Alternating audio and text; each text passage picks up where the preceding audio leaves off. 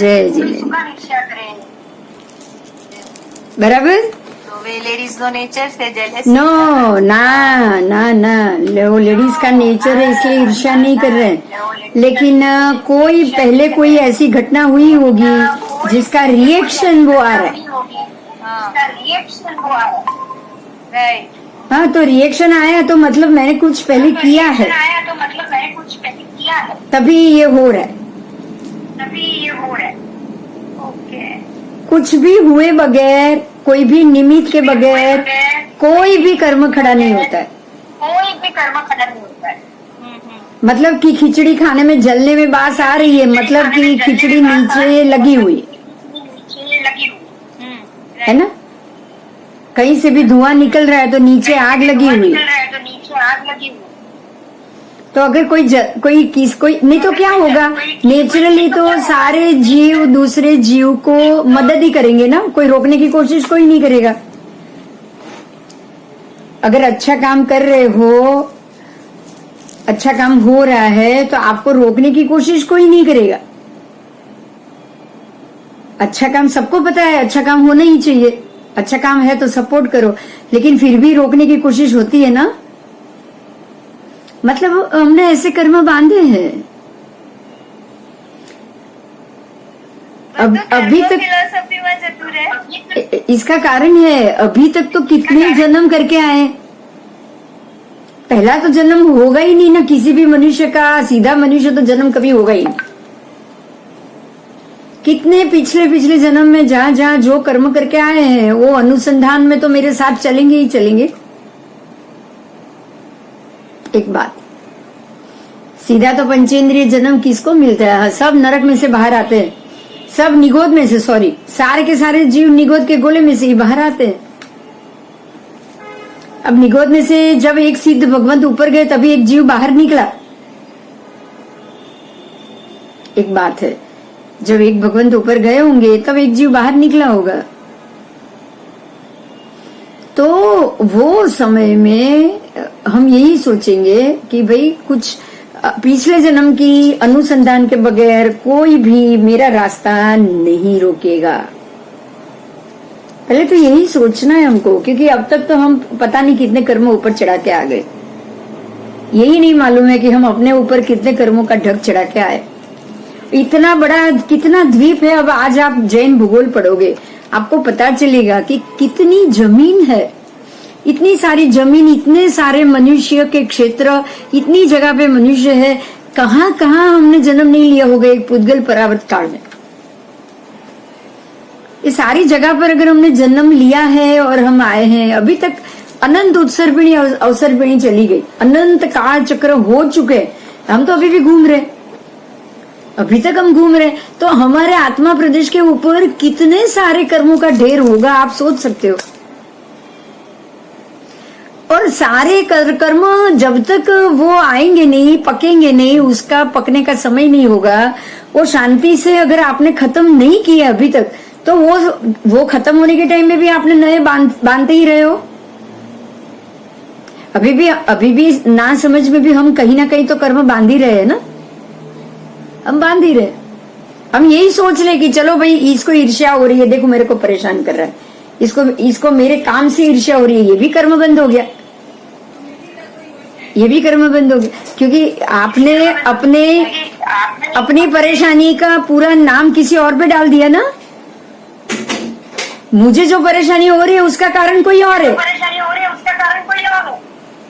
मुझे परेशान मैं अगर कुछ करी उससे दूसरा परेशान हो रहा है वो एंगल से सोच रही हूँ आप ऐसे नहीं सोचो आप ये सोचो कि आपका काम अगर कहीं भी अटक रहा है अगर आपका काम कहीं भी अटक रहा है तो कोई अटकाने वाला है मेरी तरफ से तो मैं पूरा ही जोर दे रही हूँ बराबर हम ये तो सोचते ही है ना ये तो हम सोचते ही है अच्छा सामने वाला अगर सामने वाले की ईर्ष्या कम नहीं हो रही है इसमें आपका तो कोई दोष नहीं है फिर सोचना ही नहीं है बस आपको उस तरफ सोचना ही नहीं आपको ऐसे सोचना है कि भाई कोई कर्म का उदय है और कुछ नहीं अगर कर्म का उदय नहीं होता तो वो इंसान भी तो अच्छा ही था अच्छा ही होगा अपने उसके हिसाब से तो अभी जैसे कल मुझे महात्मा ने कार्य दिया कि तू मुझे भक्ति का मैशअप बना के दे, तो मैं वो काम लेके बैठी थी, तो घर के लोगों को गुस्सा आ गया कि तू मोबाइल लेके बैठी है। एक बात बताऊं, एक बात मैं बताऊं, सुन, ध्यान से सुन। अभी रोज सुबह 10 बजे से मैं जाती हूँ, 5:30 बजे घर में आती हूँ डेली। कल तो 7 बजे घर पहुंची। सुबह 10 बजे की निकली, शाम को 7 बजे, कल 6:45 बजे मैं घर पहुंची। 7 बजे 6:45 को तो मैं उपाश्रय से निकली। क्या घर वालों को गुस्सा नहीं आएगा? क्या उनका गुस्सा जायज नहीं है? बस फिर करने दो, जो काम जब भी हो रहा है होने दो, कोई चिंता नहीं करनी। चिंता छोड़ दो ना। बस घर वाले को इतना बोल देने का, कुछ भी अर्जेंट हो मुझे तुरंत फोन करके बोल दो, मैं काम बंद कर दूंगी। अगर आपको कुछ काम है अभी बोलो, मैं अभी बंद कर दूं, ऐसा बोल देने का। उन लोगों को काम पड़े उसी वक्त बंद कर देने का। बस आपको दोनों तरफ ध्यान रखना है, बात खत्म। महात्मा बताए वो काम भी करना है, महात्माओं का काम भी करना है, मगर घर वाले बोले उसको भी करना है, आपको ये ध्यान दे। अपने फर्ज पूरा करने के बाद भी लेके बैठे ना, तो कुछ शुरू में होगा, बाद में नहीं सुनेगी ना तू, तो कोई फर्क नहीं पड़ेगा, कोई पूछने भी नहीं आएगा क्या कर रही है। बराबर हो गई है, किसी का सुनती नहीं है। हाँ, वो शुरू में, बाद में कुछ नहीं होगा। बाद में उनको आदत हो जाएगी। हमारे कर्म के हिसाब से जो कर्म सामने आ रहा है ना, उसको तो हमको करना ही करना है, ये बात है। चलो भी आजकल आज नया टॉपिक शुरू हो रहा है। पीछे में कोई प्रश्न था किसी का? वो तो बता दो प्लीज। नहीं, ये नो प्रश्न, उसका प्रश्न था, कल वीडियो में देख लेना। हाँ। अभी आज नया टॉपिक शुरू हो रहा है, किसी को कोई प्रश्न है? आज हम जैन भूगोल शुरू करेंगे। भूगोल आज आपकी 3rd बुक शुरू हो रही है। खगोल उसके बाद आएगा, पहले भूगोल आएगा। कोई प्रश्न है तो बोलो।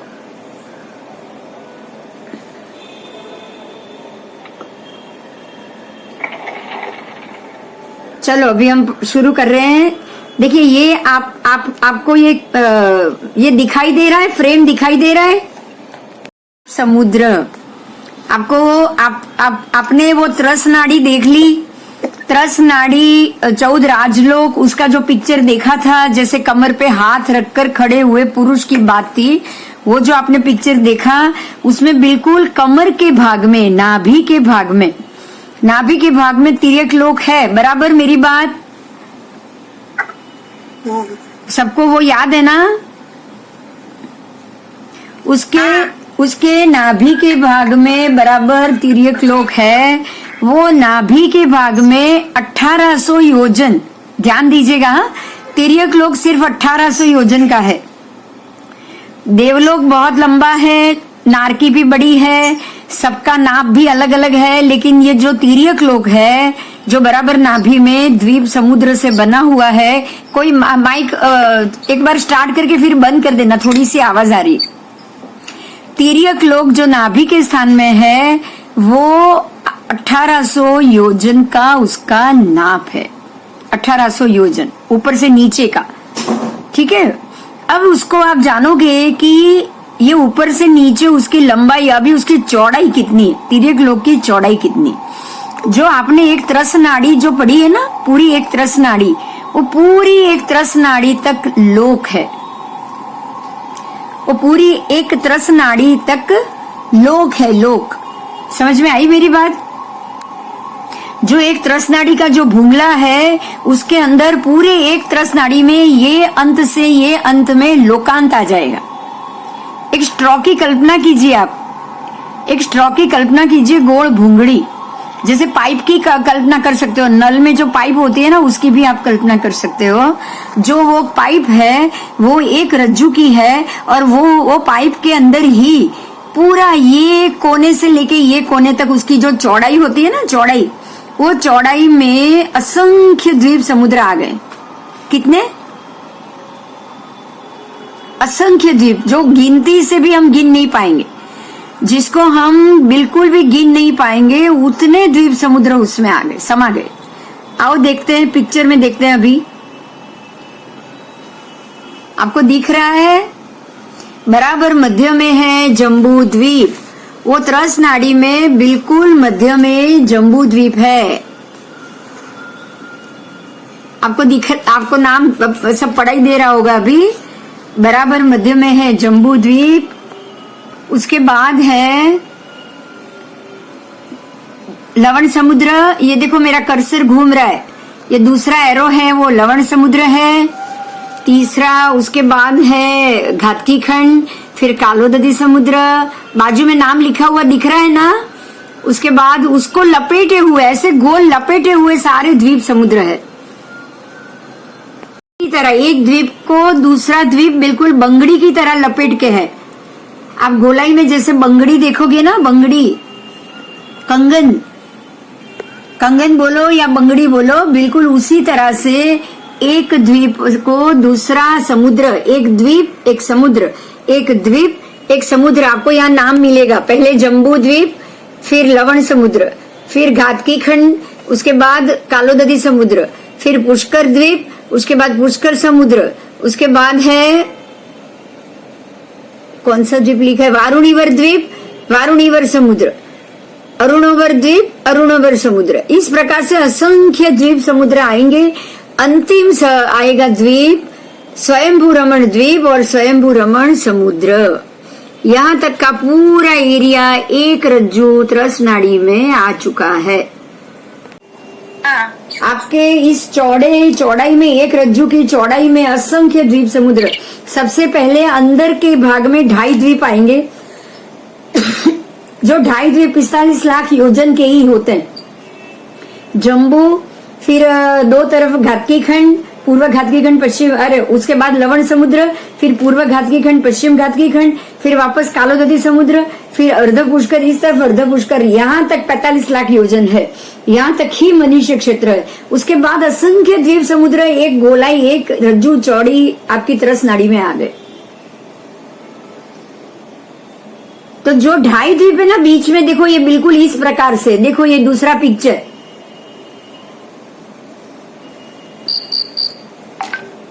ये जो 2.5 द्वीप है ना, ये बिल्कुल इस तरह, इस प्रकार से है, इस प्रकार से। अंदर का जो 2.5 द्वीप, उसमें देखो सबसे पहले जम्बू द्वीप आया। अंदर ये जो एरिया है ना, पूरा जम्बू द्वीप।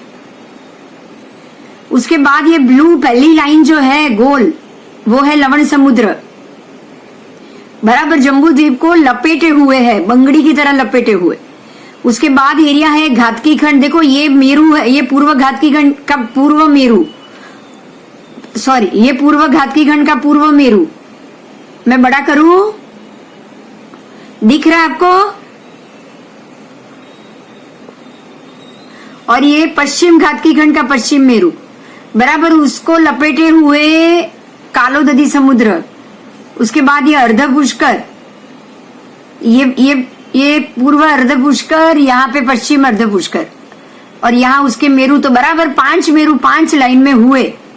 देखा आपने?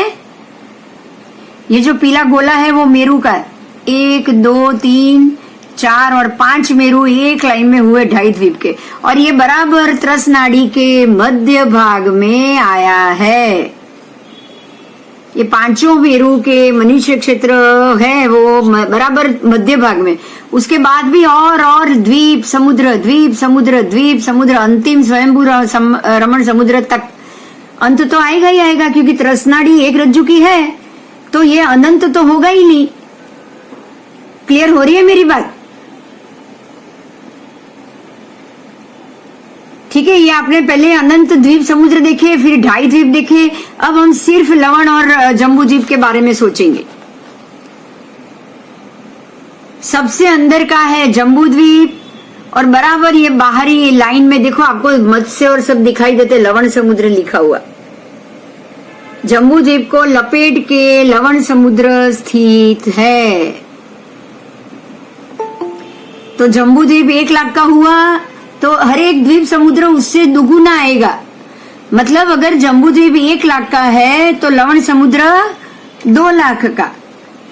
और उसके बाद घातकी खंड कितने लाख का?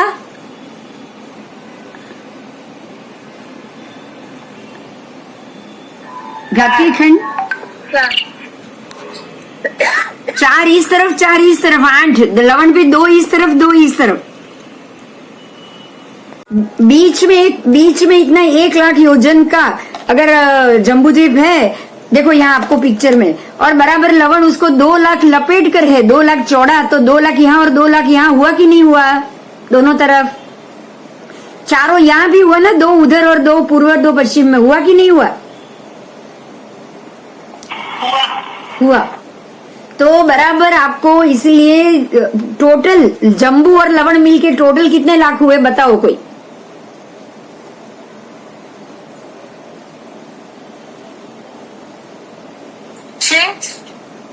हाँ 6 और 8, 2 में से एक भी सही नहीं है। नहीं, 6 कहाँ से? 6 में कौन कितना बोले आप?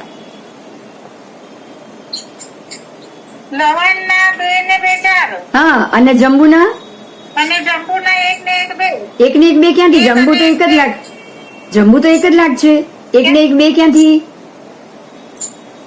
अच्छा ओ हाँ हाँ તો કેટલા 3 થશે કેટલા થયા? 1 લાખ જંબુદ્વીપ ના અને બાજુનું ડબલ લવણ આ એટલે 2 અહીંયા 2 અહીંયા અને 2 અહીંયા, એમ ટોટલ આ છેડેથી આ છેડે કેટલું થયું ટોટલ? 4 અને 1 5 यस यस यस, समझ में आया?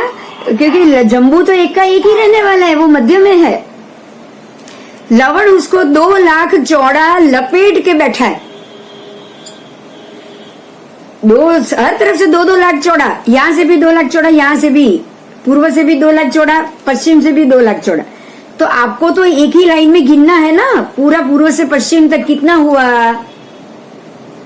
तो यहाँ का 2 लवण का, बीच में 1 जम्बू का, और यहाँ का 2 लवण का, टोटल 2 3 और 2 5 हुए, 5 हो गए, 5 हो गए। बस आप ऐसे ही आगे, आपको ऐसे ही आगे 45 तक गिनना है। आप पहले 5 बरोबर गिनोगे तो ही 45 तक गिन पाओगे। अगर पहले ही 5 में गड़बड़ की तो 45 तक नहीं गिन पाओगे। गिन पाओगे क्या? नहीं गिन पाओगे, नहीं गिन। पहले में ही गड़बड़ नहीं करनी, इसलिए मैं आपको हर एक, जैसे लवण जम्बू और लवण का गिना ना, ऐसे हम घातकी खंड के भी गिनेंगे, लेकिन अभी लवण और जम्बू में ही हम छोड़ देंगे। बराबर बराबर। तो अब फाइनल क्या हुआ? 1 लाख योजन का जम्बू बराबर गोलाई से, ये मेरू है ना, ये मेरू पर्वत, ध्यान दीजिए मेरी बात पे, बराबर मेरू पर्वत से पूर्व में भी ये 50 लाख जाएगा, पश्चिम में भी ये 50 लाख जाएगा, उत्तर में भी 50 लाख जाएगा, दक्षिण में भी 50 लाख जाएगा, बराबर मेरू से। क्योंकि गोलाई में है ना, गोलाई का एक नियम है, चारों सब जगह सब दिशाओं में एक जैसा जाता है। हाँ जी अनिल जी, 50,000, मैंने 50 लाख बोल दिया, सॉरी सॉरी 50,000 हर जगह 50,000 जाएगा। नहीं रिकॉर्डिंग में जा रहा है, गलती तो नहीं होनी चाहिए। ठीक है, चलो बहुत अच्छी बात, आप ऐसे सुधारते रहो, बहुत अच्छी बात। बराबर मध्य के मेरू से जो जम्बू इस तरफ जाएगा, इस तरफ जाएगा, इस तरफ जाएगा, इस तरफ जाएगा, चारों दिशाओं में जाएगा, कितना कितना जाएगा जम्बू के मेरू से? 50,000 जाएगा। बराबर बराबर। अच्छा, एक और बात जानिए, पहले मुझे एक बात का जवाब दीजिए, द्वीप कैसा होता है? आप लोगों से मुझे सारे जवाब चाहिए। द्वीप कैसा होता है? द्वीप के चारों तरफ पानी होता है। द्वीप के चारों तरफ पानी होता है, लेकिन द्वीप कैसा होता है? द्वीप, हाँ इनका कोई शेप नहीं है। हाँ, उसमें पहाड़, नदियां, जमीन सब होते हैं। द्वीप का आकार में पूछ रही हूँ।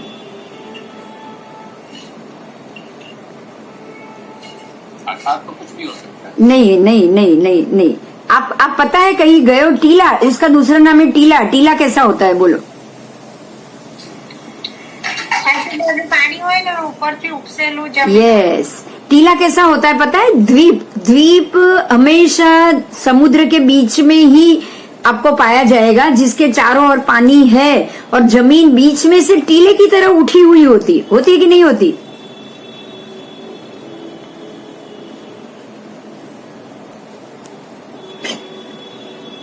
होती है कि नहीं होती? जी होय એટલે તો પાણી ના હોય ને ત્યાં। हाँ, वो ऊपर में है, इसीलिए वो जो आजू बाजू का पानी है वो कभी भी द्वीप के ऊपर चढ़ के आता नहीं है, क्योंकि वो बीच की जमीन उपसी हुई होती है ना। अगर बराबर उसके जैसे समांतर होती तो पानी तो कब का ऊपर आ चुका होता। आता कि नहीं आता? अब आपको यहाँ ध्यान देना है, हर एक द्वीप के बाद बराबर एक समुद्र का, एक पानी का पूरा समंदर उसको लपेटे हुए है। असंख्य द्वीप है, तो द्वीप के बाद पानी है, इसीलिए उसको द्वीप माना है।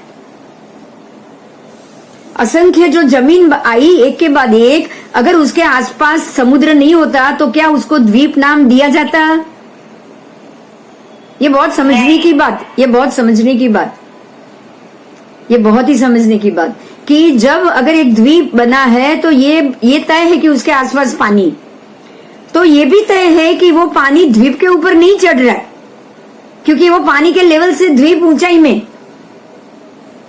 हर तरफ से आएगा उतर जाएगा, आएगा उतर जाएगा, लेकिन वो कभी भी द्वीप को डुबा नहीं सकता। इतने सारे असंख्य द्वीप समुद्र है, उसमें से कोई भी द्वीप आज तक डूबा क्या? कोई नहीं डूबा। वो शाश्वत है अलग बात है, लेकिन मतलब ये तो नहीं ना कि पानी शाश्वत है, पानी खाली ही है, ऐसा तो नहीं। रियल ही है ना, जो भी है वो रियल ही है, जमीन भी रियल है, पानी भी रियल है। ठीक है, तो द्वीप आप उसको ही मानोगे जो चारों तरफ के पानी के बीच में बिल्कुल टीले की तरह खड़ा हो। समझ में आया? देखो द्वारिका नगरी, मैं आपको ध्यान से दो बात बताऊंगी। द्वारिका नगरी बनाई गई है, बराबर, पहले से थी नहीं। द्वारिका नगरी बनाई गई थी, पहले से नहीं थी। मय दानव ने बनाई थी ना, मय दानव ने बनाई थी ना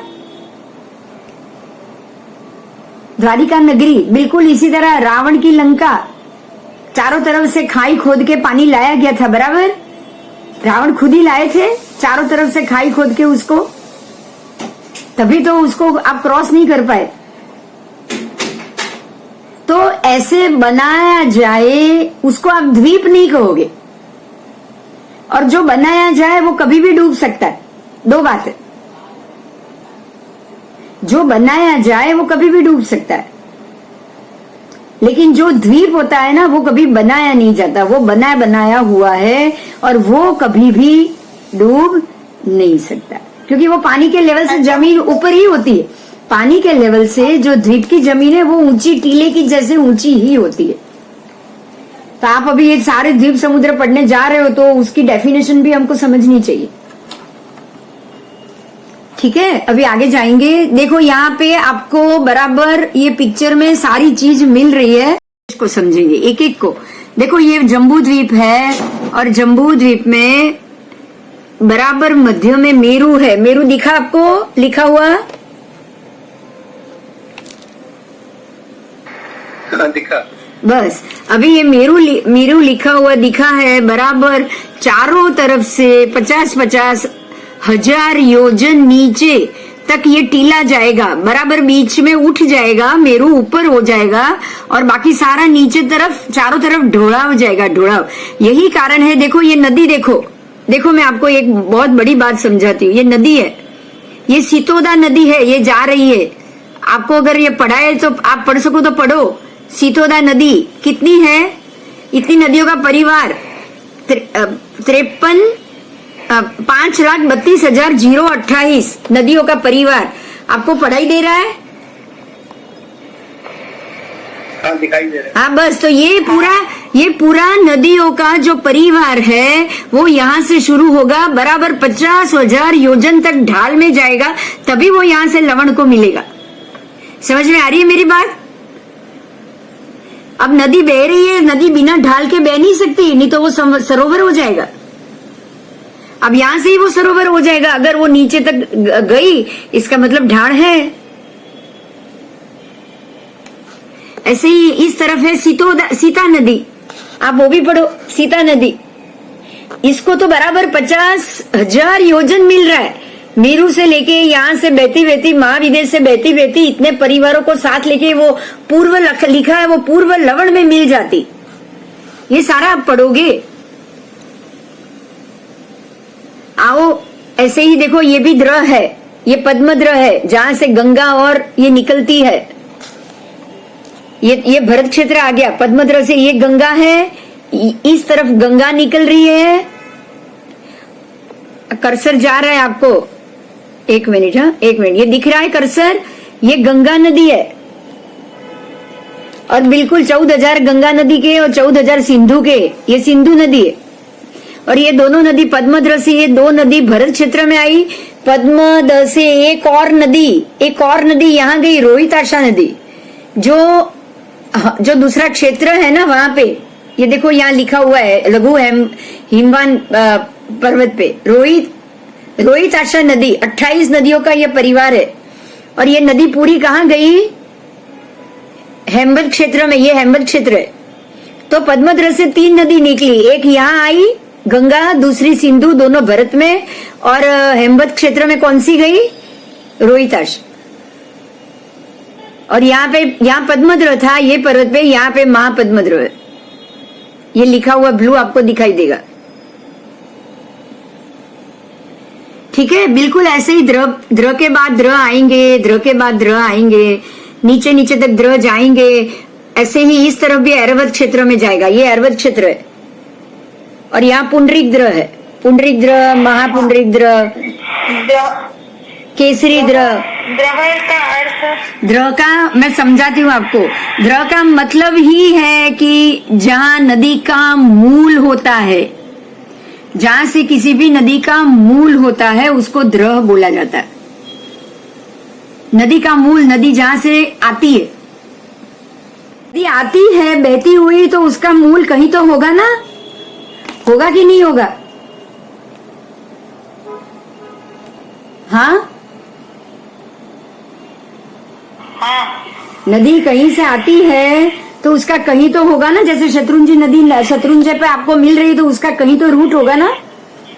तो जहां से वो निकलती है उसको द्र बोला जाता है, उसको द्र बोला जाता है। ऐसे ही Ganga mouth of the river बोलते हैं ना। Mouth of the river English में, हिंदी गुजराती में उसको द्र बोलेंगे, हिंदी गुजराती में उसको द्र बोलेंगे। और दूसरा खास आपको गंगोत्री मालूम हो, यमुनोत्री मालूम हो, तो गंगा का आने का जो मूल है उसको गंगोत्री बोला है। यमुना का आने का मूल उसको यमुनोत्री बोला है। लेकिन हिंदू धर्म ने तो इसको हिमालय से ही मान लिया है। वो तो हिमालय से आ रही है उनके हिसाब से, हमारे हिसाब से तो वो पद्मद्र से आ रही है, दूसरे पर्वत से आ रही है। भगवान ने बोला ये पद्मद्र से आ रही है। आप स्नात्र में बोलते हो पद्मद्र से गंगा आवे, निर्मल जल कलशा भरावे। तो जो पद्मद्र है वो गंगा और सिंधु का मूल है। वहां से बहती बहती बहती बहती उतरेगी, वो ढाल पे उतरेगी, ढाल आता आता स्लोप होता जाएगा, अंत तक लवण तक वो पूरा स्लोप आ जाएगा। और वहां से वो सीधी लवण के अंदर प्रविष्ट हो जाएगी। सभी नदी सागर को मिलती है। सभी नदी जो 14,000 गंगा नदी के फांटे, 14,000 सिंधु नदी के फांटे, हमारे ये भरत क्षेत्र के 6 खंड में 28,000 नदियों के फांटे हैं। 28,000, गंगा के 14,000, सिंधु के 14,000, तो टोटल जो 28,000 हुए वो सब के सब लवण में जाके मिल जाएंगे।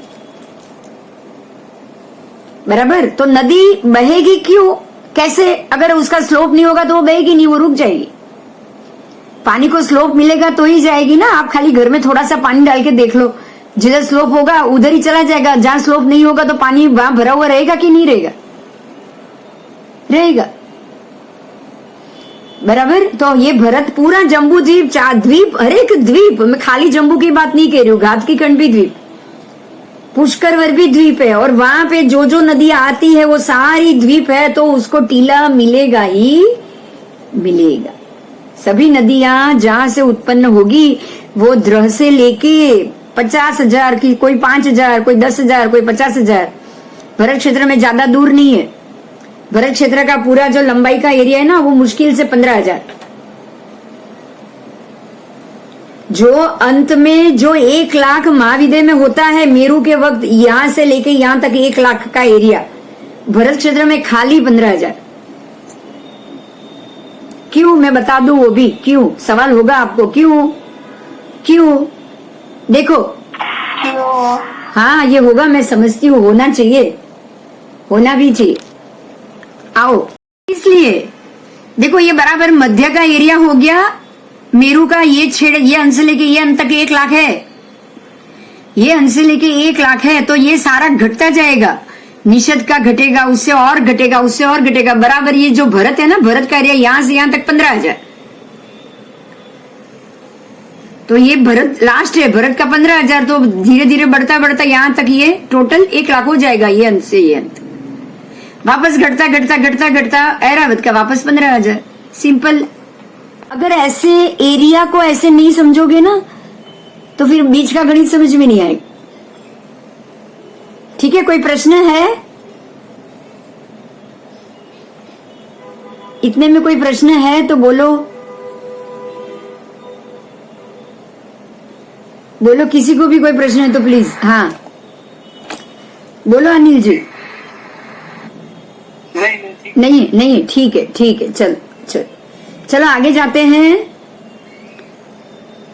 अभी आपका ये जैन भूगोल का शुरू हो रहा है, उसमें सबसे पहले मध्य लोक का स्वरूप जो हमने बात की ना, वो अभी राइटिंग में आया है। मैं एक बार फिर से बोल देती हूँ ताकि आपको अगर कहीं कोई मिस हो गया हो तो समझ में आ जाए।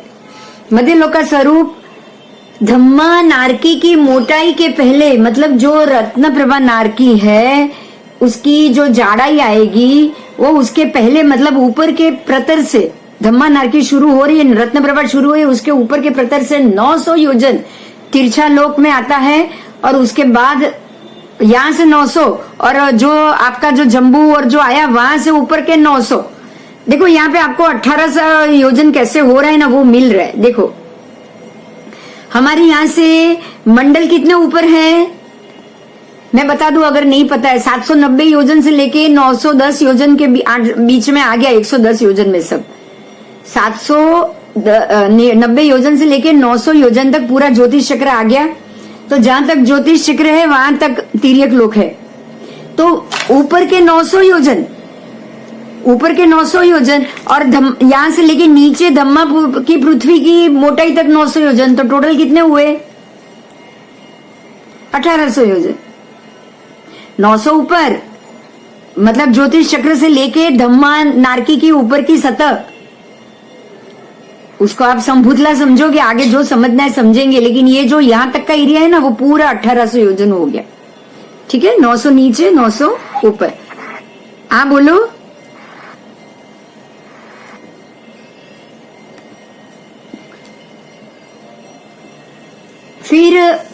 फिर भी उसके वर्णन के प्रसंग पे और वहां रहे व्यंतरों का अधोलोक में ही वर्णन किया गया है। अब आगे जाएंगे। रत्न प्रभा के ऊपर के तल का वर्णन किया है। मध्य लोक में असंख्यात द्वीप समुद्र आए हुए हैं। उसकी संख्या 2.5 उद्धार सागरोपम जितना समय है। उसका समय कितना है? अगर कोई वहां जाना चाहे ना तो 2.5 उद्धार सागरोपम उतने तक का समय आए। दिन अगर कोई जाना चाहे तो इतना वो चौड़ा एरिया है। आगे जाएंगे। बराबर मध्य लोक के मध्य भाग में जम्बू द्वीप नामक द्वीप है। उसके आसपास वलयाकार रूप में, वलयाकार मतलब एक बंगड़ी की तरह परिवेष्टित, बीच में अगर द्वीप है तो द्वीप के आसपास ऐसे गोलाई से, ऐसी बिल्कुल बंगड़ी की तरह द्वीप को लपेटे हुए समुद्र, फिर वापस पूरा एक ऐसा ही गोलाई में द्वीप, उसके बाद वापस एक समुद्र। देखो यहाँ बाजू में ये जो आपके पिक्चर डोरा है ना, उसमें आपको मिल जाएगा कैसे वो एक के बाद एक परिविष्टित हो रहा है। ठीक है, आपको सिंपल लॉजिक, आपने पहला पिक्चर देखा है उसको ही समझ लेना। लवण के आसपास घातकी खंड का द्वीप, उसके आसपास कालोदधी समुद्र, उसके आसपास पुष्करवर द्वीप, ऐसा ही पुष्कर समुद्र, बराबर इसी तरह आगे आगे द्वीप और समुद्र एक दूसरे से लिपट कर रहे हुए। और ऐसे ही अंत में आपको बहुत सारे द्वीप के नाम है, अभी मैं नाम तो नहीं बोल रही हूँ, आप देख लीजिएगा क्योंकि बहुत सारे नाम है। 21 प्रकार के नाम बताए इसमें, ऐसे 21 प्रकार के नाम। फिर भी बोल देती हूँ, चलो रिकॉर्डिंग में जा रहा है ना, आपको कभी बुक ना मिले ना तो मिल पाए, ठीक है। तो पुष्कर समुद्र के बाद वारुणीवर द्वीप, वारुणीवर समुद्र, क्षीरवर द्वीप, क्षीरवर समुद्र, ध्रुतवर द्वीप, ध्रुतवर समुद्र, इक्षुवर द्वीप, इक्षुवर समुद्र। उसके बाद में नंदीसर द्वीप और नंदीसर द्वीप 8वां द्वीप है, ये आप याद रखना। नंदीसर द्वीप तक हर एक देवता जो महोत्सव करते हैं वो महोत्सव करने के लिए जरूर जाते नंदीसर द्वीप तक, और ये बराबर 8वां द्वीप है। इसके बाद 3 बार अरुणादि द्वीप, अरुणादि द्वीप के 3 नाम अलग अलग है, अरुणवर, अरुणव प्रभास, ऐसे 3 प्रकार के अरुणादि द्वीप आएंगे, और बराबर तीनों एक के बाद एक अरुणादि समुद्र आएंगे। अरुण, अरुणवर, अरुणवभास, उसके बाद कुंडल, कुंडलवर, कुंडल वरावभास, शंख, शंखवर, शंखवरावभास, रुचक, रुचकवर, रुचकवरावभास, भुजग, भुजगवर, भुजगवरावभास, कुश, कुशवर, कुशवरावभास, कौच, कौचवर, कौचवरावभास। ये सारे द्वीप के नाम बोली मैं। हर एक द्वीप के बाद उसी नाम का समुद्र आपको कल्पना कर लेना। इस प्रकार से 21 नाम आ गए। ये 21 द्वीप है, हर एक द्वीप के बाद एक एक उसके 21 समुद्र है, ये आपको समझना है। तो 21 तो मैंने बोले, उसके बाद असंख्य द्वीप समुद्र है, असंख्य द्वीप समुद्र, और उनके नामों लगभग इस प्रकार से हैं: आभूषण, वस्त्र, सुगंधि, कमल, तिलक, निधान, रत्न, नदी, पद्मद्र, आदिद्र, कच्छादि, विजय, वक्षस्कार पर्वत, वर्षधर पर्वत, देवकुरु, उत्तर कुरु, मंदर, सौधर्मादि, स्वर्गलोक, शक्रादि, इंद्रों के नाम, चंद्र, सूर्य, ग्रह, नक्षत्र, तारा, पर्वत, शिखर आदि उत्तम वस्तुओं के जगत में जितने जितने नाम है ना, वो सबके वो द्वीप के नाम आ जाएंगे। आप ध्यान दीजिएगा। और प्रत्येक के नाम के 3-3 द्वीप, मतलब चंद्र नाम आ गया, चंद्र द्वीप, तो चंद्र द्वीप, चंद्रवराव द्वीप, चंद्र जो 3 नाम आए ना, तीनों की तीनों चंद्रवराव भास द्वीप। अगर सूर्य द्वीप है तो सूर्य द्वीप, सूर्यवर द्वीप, सूर्यवराव भास द्वीप। समझ में आ रही है मेरी बात? जितनी जितनी जगत में चीज है ना, जिनके नाम है ना वस्तुओं के, जैसे सौधर्म द्वीप, सौधर्म वराव द्वीप, सौधर्म वराव भास द्वीप, तो सौधर्मेंद्र देव का भी नाम आ गया। ऐसे सभी जितने जितने देव लोग, जितनी जितनी जो जो शाश्वत नाम है, वो सारे शाश्वत के नाम के द्वीप, अरे के 3-3 द्वीप है और 3-3 समुद्र, इसलिए ये असंख्य दिया गया। नो कैलकुलेशन, कोई कैलकुलेशन नहीं है उसकी। इतनी सारी जमीन हो गई, आप सोच सकते हो कितनी जमीन हुई। और सब जगह जीव तो है, समझना है आपको, हर जगह जीव है। उसमें जो अंतिम समुद्र है ना, स्वयंभू रमण समुद्र, उसमें 1,000 योजन का माछला है। मतलब कि जो भरत क्षेत्र है उसको दुगुना कर दो। अभी का नहीं, अभी का भरतखंड नहीं, बिल्कुल हिमवान पर्वत के साइज का एक मछली बड़ी।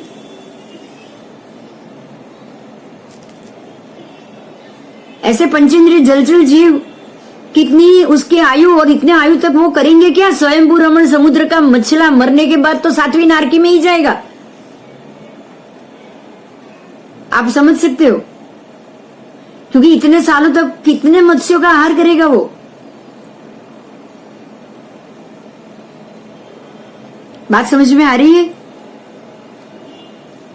7वीं नारकी में कौन कौन जीव जाएंगे? जिसने सबसे ज्यादा जीवों को मारा है या खाया है, जीवित पंचेंद्रियों को खाया है, वो तो जाएगा ही जाएगा। जो सबसे ज्यादा पंचेंद्रिय को खाएगा वो तो जाएगा ही जाएगा।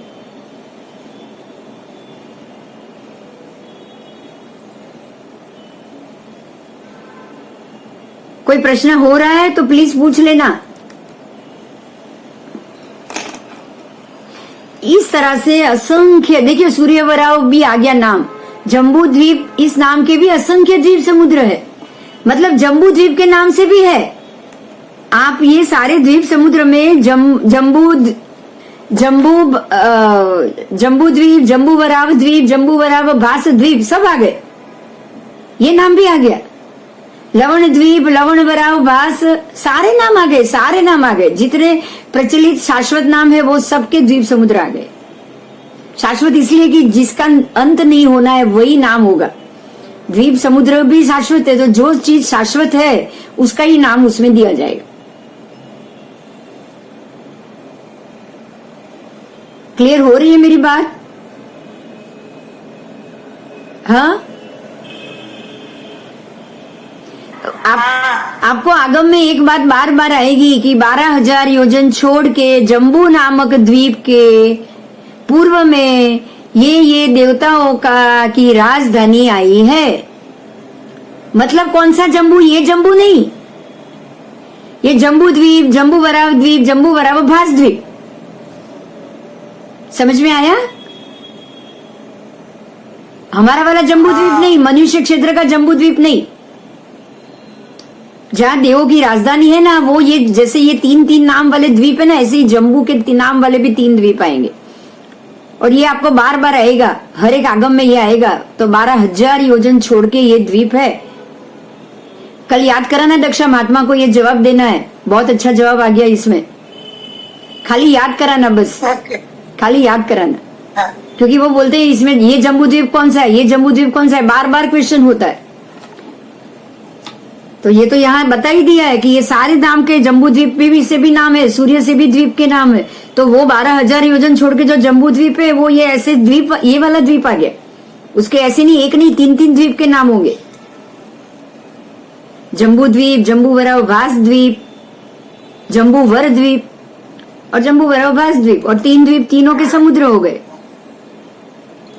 ठीक है, वो 3 द्वीप, और जो जम्बू द्वीप में हम रहते वो मनुष्य क्षेत्र वाला द्वीप है। यहाँ पे मनुष्य क्षेत्र है। वो जम्बू द्वीप में मनुष्य नहीं रहेंगे। यस, हम हमारे ये द्वीप में जम्बू द्वीप में बस वो देवताओं का जम्बू द्वीप, वहाँ कोई मनुष्य नहीं। मनुष्य 2.5 द्वीप छोड़ के कहीं भी नहीं है, इसीलिए इसको मनुष्य क्षेत्र बोला है। तिर्यंच हो सकते हैं, मछली हो सकते हैं, अजगर मिल सकते हैं, सब मिल सकते हैं, सारे तिर्यंच हो सकते हैं सब जगह। लेकिन मनुष्य लोग छोड़ के 2.5 द्वीप के बाहर मनुष्य नहीं मिलेंगे। अगर आपको घूमने का मन किया, अगर किसी ने आज ये सोच लिया ना कि नहीं मुझे तो ये पूरी सृष्टि देखनी है, तो आप जाओगे उधर, पर क्या बन के जाओगे? या तो देवता, लेकिन देवता में नहीं गए तो ना ऐसा। नंदीश्वर द्वीप नहीं, मैं तो ये दूसरी पूरे असंख्य द्वीप जो देखने की बात सोचो उसकी बात कर रही। तो પછી પંચેન્દ્રિય જીવત બનવું જ પડે અને ત્યાં જઈને રહેવું પડે, અને પછી જે ભવ ભ્રમણ વધે એની કોઈ સંખ્યા જ नहीं। ठीक है, चलो कोई प्रश्न है तो पूछ लो, नहीं तो आगे जा रही। बराबर, तो लवण से अब यहाँ देखना है ये सारा अंतिम स्वयंभू रमण द्वीप और अंतिम समुद्र है स्वयंभू रमण समुद्र। मतलब पूरा ऐसे गोलाई में आएगा तो दोनों तरफ, इस तरफ भी स्वयंभू रमण समुद्र, इस तरफ भी स्वयंभू रमण समुद्र, यहाँ भी द्वीप, यहाँ भी द्वीप, बिल्कुल लवण की तरह जम्बू से लवण जैसे लपेटे हुए ना, हर एक द्वीप दोनों तरफ मिलेंगे। जम्बू द्वीप से लेकर स्वयंभू रमण समुद्र तक के सभी द्वीप उत्तरोत्तर द्विगुण विस्तार वाले, मतलब डबल। अगर समुद्र अगर ये जो सूर्यवर द्वीप अगर मान लो कि 100 लाख योजन का है, तो उसका जो समुद्र है वो 200 लाख योजन का, सीधा डबल उससे। बराबर, ऐसे द्विगुण अंतिम समुद्र भी द्विगुण जानना। चलो ये टॉपिक खत्म हुआ। कोई टॉपिक क्वेश्चन है उसमें? तो अभी मैं जम्बू द्वीप में आ जाऊं। कोई क्वेश्चन है? અંડગોલિકા ને બધું તો આ મનુષ્ય ક્ષેત્રમાં જ હોય, કારણ કે મનુષ્ય છે ને, પણ મનુષ્ય ક્ષેત્રમાં, હા એ બહાર ન હોય। મનુષ્યના જ 101 એમ 303 મનુષ્યની યોનિઓ બતાડી છે, મનુષ્યના પ્રકાર બતાડ્યા છે 303। 14 લાખ મનુષ્ય યોની છે ને, જીવા યોની, એમાંથી મનુષ્યના ભેદ કેટલા? તો કે 303। હા, તો એ બધા એમાંના ભેદ છે। તો એ તો મનુષ્ય ક્ષેત્રની અંદર જ હોય. એ ક્યાં ક્યાં આવશે? અધિક દ્વીપમાં જ હોય. હા, અઢી દ્વીપમાં જ હોય. અને ક્યાં ક્યાં આવશે એ આપણે બધું વાંચશું. ओके, બધું જ આવશે, બધું જ આવશે, કશું છૂટવાનું નથી તમારે. चलो अभी आगे जाए. ये पूरी जम्बू द्वीप की जगती मतलब किला है. किला पढ़ो आप. ये जम्बू द्वीप की जगती है. और ये मान लो कि ये पूरा जम्बू द्वीप है जो ग्रीन गोलाई में बिछा हुआ है ना, वो पूरा 1,00,000 योजन का जम्बू द्वीप है. ऐसा मान लो, ऐसा मान लो. ठीक है. तो ये अगर जम्बू द्वीप है तो ये द्वीप में प्रवेश करने के लिए 4 द्वार बताने गए. कितने द्वार? 4 द्वार. जम्बू द्वीप पूरी जगती से पैक किया हुआ है, पैक. और ये जगती की ऊंचाई, जगती की ऊंचाई कुछ 8 योजन है. 8 योजन ऊंचाई में जगती.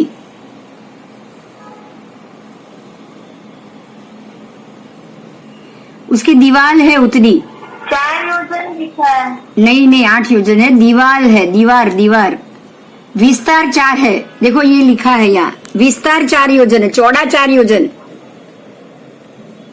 ओके. ये विस्तार 4 योजन है, बाकी 8 योजन ऊंची है जगती. 8 योजन ऊंची है, नीचे 12 योजन चौड़ी, ऊपर 4 योजन चौड़ी. बिल्कुल गाय की पूंछ कैसी होती है ऐसी है. और ये दीवार कहाँ है? ऐसे नहीं है. ये दीवार कहाँ है? ये पूरे बॉर्डर में है, ऐसे पूरे बॉर्डर में. मेरा कर्सर जा रहा है, समझ में आ रहा है आपको? पूरे बॉर्डर में है जगती. हाँ. पूरे गोलाई में बनी हुई है. देखो ऐसी, देखो जम्बूद्वीप की जगती. किले की दीवार कैसी होती है? और उसमें ये दरवाजा आपको दिख रहा है ना? बिल्कुल ऐसे. हाँ. ऐसे पूरे जम्बू द्वीप के बराबर गोलाई के एरिया को कवर किया है उसने. देखो ऐसे कवर किया है पूरी गोलाई में. पूरी गोलाई में ये बिल्कुल इस तरह से बिछी हुई है, इस तरह से ऐसे ऐसे वो बिछाई हुई है. तो आपका जम्बू द्वीप बिल्कुल सेफ है. लवण में से कोई भी जानवर अंदर नहीं आ सकता. कोई भी मगर वगर निकल के आपके अंदर, आपके जम्बू द्वीप में ऐसे कोई प्रवेश नहीं कर सकता. ये जम्बू द्वीप और बिल्कुल ऐसी दीवार से सुरक्षित है. चाइना की दीवार मालूम है ना? अगर एक दीवार बन जाए ना किले के आजू बाजू पूरी, तो आपका ये किला कोई भी क्रॉस करके अंदर नहीं आ सकता. बराबर?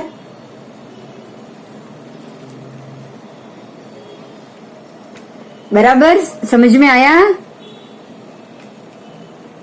अब आपको ये जगती कैसी है वो देखना है. मैं बोल रही हूँ, सुनो.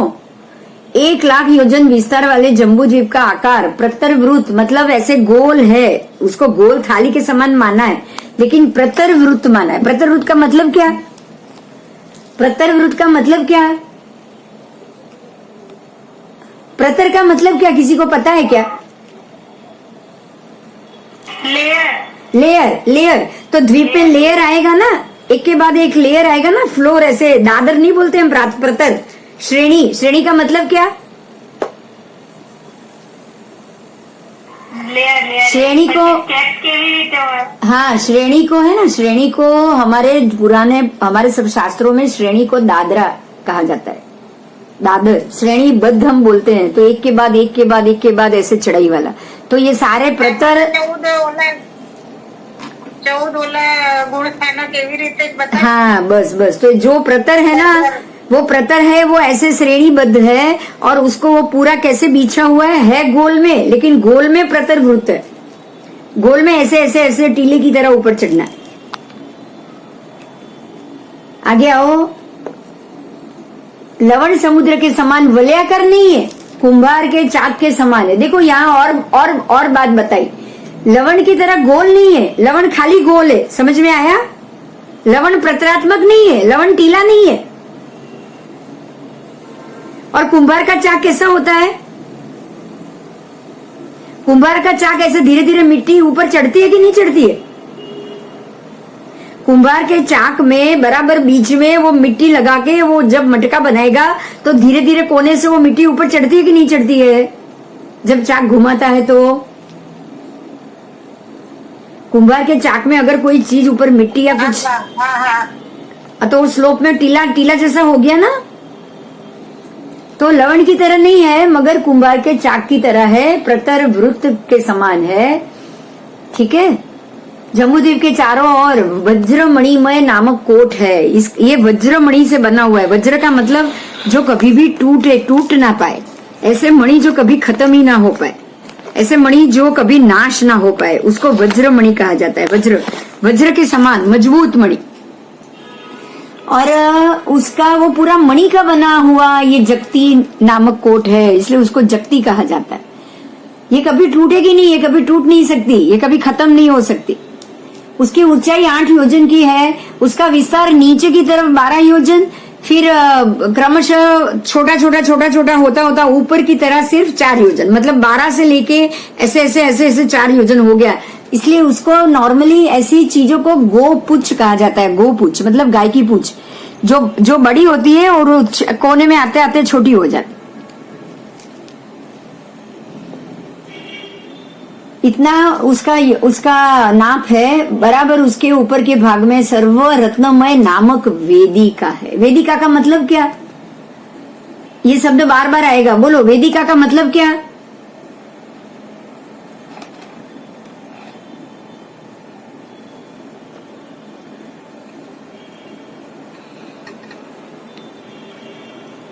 वेदिका का मतलब क्या होगा? गार्डन होता है ना, आप कोई भी टेरेस के ऊपर कोई गार्डन बनाओ, जगती तो है ही लेकिन उसके ऊपर की दीवार पे बढ़िया सा गार्डन बना हुआ है। पद्मवर वेदिका। पद्मवर मतलब कमलों का पूरा बगीचा। पर ये कमल अपने जैसे कमल नहीं होते, ये सर्व रत्नमय होते, एक इंद्रिय रत्नों से बने हुए कमल है। तो जैसे उसमें भी फ्लावर पूरा बगीचा बना हुआ होता है। अपने में क्या करते पता है? ऐसी जगती कोट बनाएंगे ना, ऊपर कांच के टुकड़े लगाते कि नहीं लगाते, कि चोर अंदर ना घुस जाए। आप अगर कोई वॉल बनाओगे तो ऊपर ऐसे लोहे के सलिए लगाते हो ना, या कांच के टुकड़े या लोहे के सलिए, ताकि कोई अंदर घुस ना जाए। यहाँ पे वहाँ वेदिका, हाँ रेलिंग हो, कुछ भी बोलो, यहाँ पे आपको ये शाश्वत स्थान है। यहाँ पूरा गार्डन मिलेगा, बगीचा मिलेगा। वहाँ पद्मद्रह मतलब कि वो जो फुवारे होंगे, बढ़िया से फुवारे होंगे। फिर बैठने के लिए वहां पर जैसे अपने हिंचका सब होते हैं ना, अपने गार्डन में क्या क्या होता है, एक्सरसाइज, ये घूमो, हिंचके खाओ, ये खाओ, ऐसे बिल्कुल बढ़िया सा आओ, आराम करो, मजा करो गार्डन में। जैसे आपने वो ऊटी में और सब जगह फुवारा वाला बोटानिकल गार्डन देखा है कि नहीं देखा है सबने, घूमने का बिल्कुल ऐसा गार्डन बना है। यस, तो यहाँ घूमने कौन जाता है वो पता है आपको?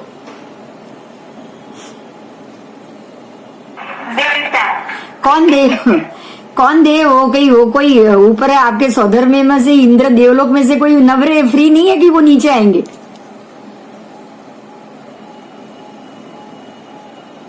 यहाँ व्यंतर वाण व्यंतर सबसे ज्यादा आएंगे मजा करने के लिए। इनके लिए पिकनिक स्थान है, पिकनिक स्पॉट। आओ चलो, वेदिका है, सर्वरत्नमय से बनी हुई है ये, इसलिए उसका नाम ही सर्वरत्नमय है।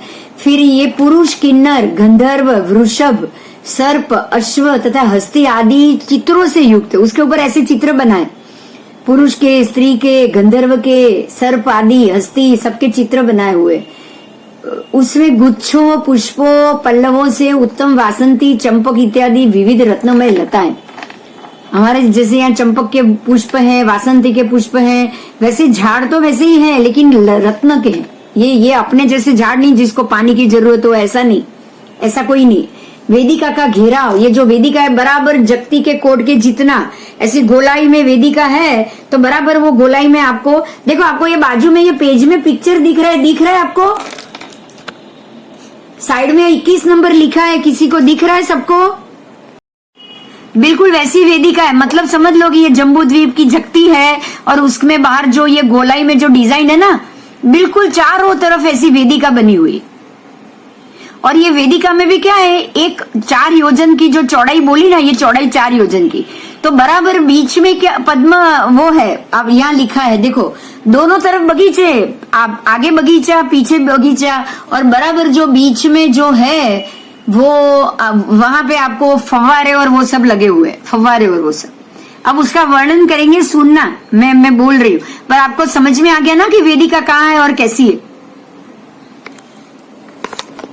घर की जो कोट की जो दीवार है उसके ऊपर सब ग्रिल और लगाते हैं ना, हमारी तो इतनी दीवार है इसलिए हम एक ही लगाएंगे। लेकिन अगर मान लो कि इतनी चौड़ी है, 4 योजन जितनी अगर चौड़ी है, तो वहां आपको वहां दोनों तरफ आएगा ऐसे पैरेलल 2 वेदिका की लाइन होगी, गार्डन दो तरफ जैसे झाड़ होते हैं ना, आप जाते हो ना एयरपोर्ट जाते हो, तब आप जब भी एयरपोर्ट जाते हो तो दोनों तरफ आपको वो नारियली के पेड़ दिखते कि नहीं दिखते, इस तरफ भी इस तरफ भी। आप मान लो कि बराबर ऐसी बिल्कुल वेदिका है, ऊपर का एरिया इतना लंबा है, तो दोनों तरफ नारियल के पेड़ की लाइन और बराबर बीच में वो जो एरिया है वहां गार्डन।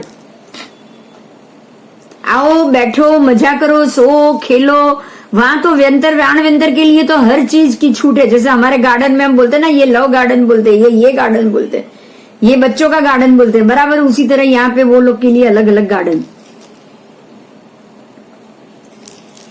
आगे चलो,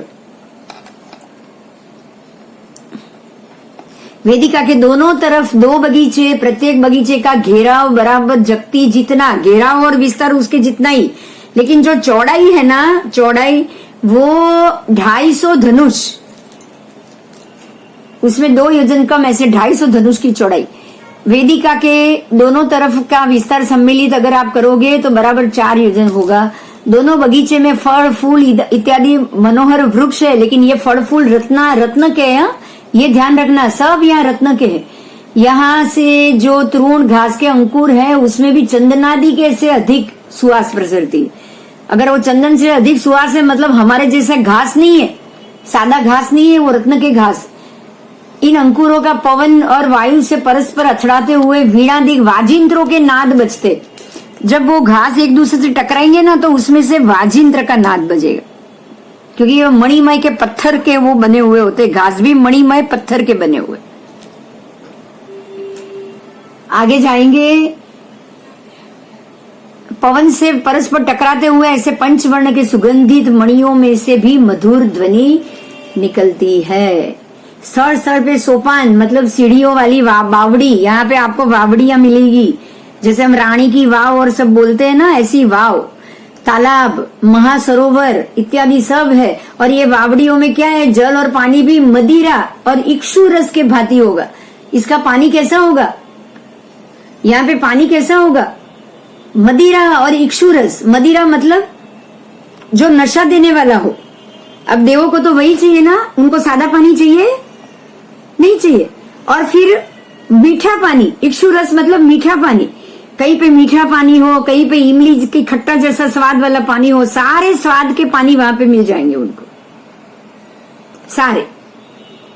मदिरा का पानी का स्वाद भी तो कड़वा ही होता है, मीठा तो होता नहीं है ना, तुरा होता है। मदिरा किसी को मीठी तो लगती नहीं, जो पीता है वो बोलते हैं कि ये मीठा नहीं, ये तो बहुत कड़वा होता है। तो ऐसे ही अलग अलग प्रकार के स्वाद और उसके वहां पे आपको पानी इत्यादि, पानी के झरने वरने सब मिलेगा। आगे आओ, बावड़ियों में ऐसा है, अनेक प्रकार के क्रीड़ा पर्वत है। अब यहाँ क्रीड़ा पर्वत मतलब खेलने का पर्वत, जैसे हमारे में गोल्फ का एरिया, हॉर्स राइडिंग का एरिया, सब अलग अलग पर्वत होते हैं हमारे में भी। अब बच्चों का जो खेलने का है वहां पे जैसे हिंडोला और ये सब सारी चीजें होती है। अगर हमारे गार्डन में जाएंगे आजकल के तो आपको वहां साइकिलिंग का एरिया अलग मिलेगा, वॉकिंग का एरिया अलग मिलेगा ना, बिल्कुल यहाँ भी आपको ऐसे ही मिलेगा। यहाँ आपको जो भी मिलेगा ना, ऐसे पर्वत और ये सब के अलग अलग चीज के आपको एरिया मिलेंगे। यहाँ भी सारे अलग अलग मिलेंगे ऐसे ही। आगे आओ, क्रीड़ा पर्वत, क्रीड़ा गृह, नाट्य गृह, वहां बैठे बैठे नाटक भी चलते हैं, ड्रामा भी करने वाले होते हैं। केतकी गृह मतलब अलग अलग फूलों के, केतकी का अर्थ ही है फूलों का। लता गृह, वेलों की गृह। कदली गृह मतलब पूरे लता का मंडप बनाया हुआ हो, कदली का मतलब ऐसा मंडप बनाया हुआ, उस ऐसी झोपड़ी जैसा बनाया हुआ। प्रसाधन गृह तैयार होने के लिए देवियों के लिए, और रत्नमय मंडप इत्यादि सब होता है। समस्त गिरियों, पर्वतों, गृहों, जलाशयों एवं मंडपों में व्यंतर जाति के देव यथा इच्छा जो मर्जी करते हैं, उनकी क्रीड़ा में जो मर्जी है वो करते हैं, यथा इच्छा उनकी जैसी मर्जी। तो यहाँ व्यंतर जाति के देव ही ज्यादा आते हैं। चारों दिशाओं में से जगती कोट के विजयादिक नाम वाले 4 द्वार है, उनके सभी के स्वामी विजयादि देव है, उनके सभी के स्वामी है, और वो देवों की असंख्य द्वीप समुद्र के बाद द्वितीय जम्बू द्वीप में राजधानी है। देखो ये शब्द आ गया जो मैंने आपको पहले बोला ना, वो समझ में आया।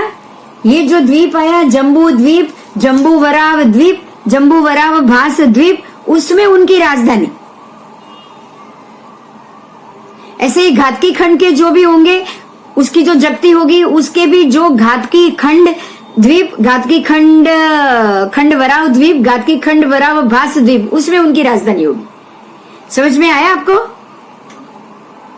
तो 12,000 योजन के बाद जम्बू द्वीप नामक एक द्वीप है जो खाली राजधानियों का ही बना हुआ है, देवों की। ये कंफर्म है।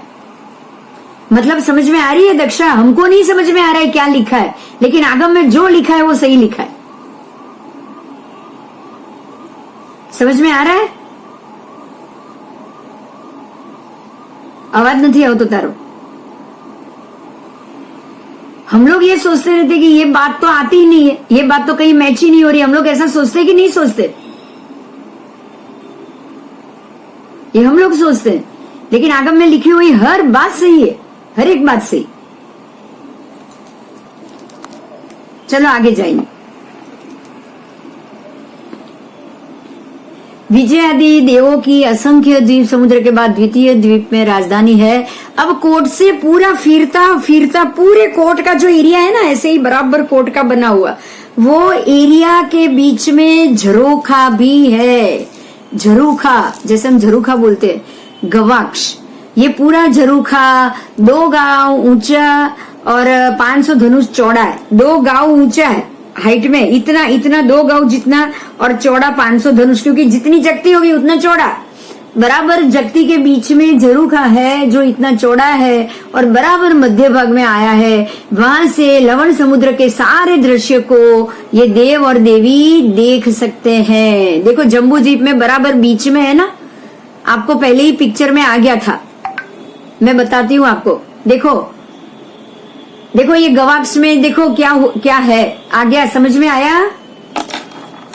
वॉल है यहां से यहां तक बराबर मध्य में से, वो वॉल में मध्य में से, इसको मैं एक बार सीधा कर लेती हूँ।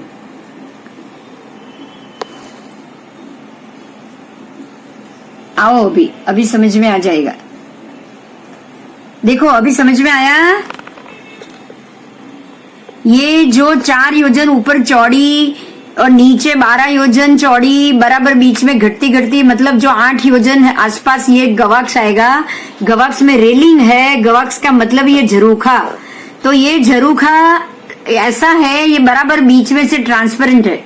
मतलब आप ग्रिल, ऐसी ग्रिल लगी है कि आप जम्बू में बैठे बैठे लवण को देख पाओ, वहां की सभी गतिविधियां देख पाओ।